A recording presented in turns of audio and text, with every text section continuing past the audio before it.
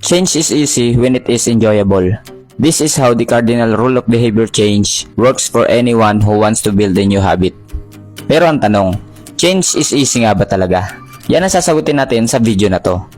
In reality, hindi po talaga siya easy.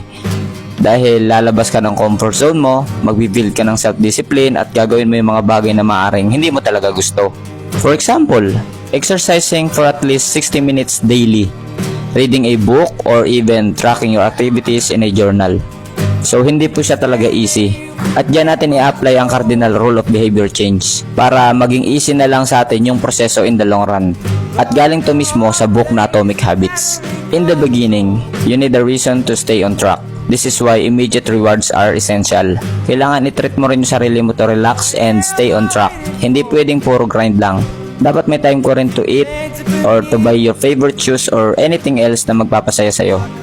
Example, ang goal mo for the whole year is to build your personal brand. You need to fix your physical, your mental, and your spiritual health. Sa incentives naman, ikaw na bahala kung paano mo i-date yung sarili mo para hindi ka ma-burn out at mawala sa proseso. In conclusion, change isn't easy, but it can be easy by simply applying the cardinal rule of behavior. Sabi nga sa last chapter nito, to get a habit to stick, you need to feel immediately successful, even if it's in a small way. So, maliit man o malaki, kailangan i-celebrate natin lahat ng wins natin sa buhay.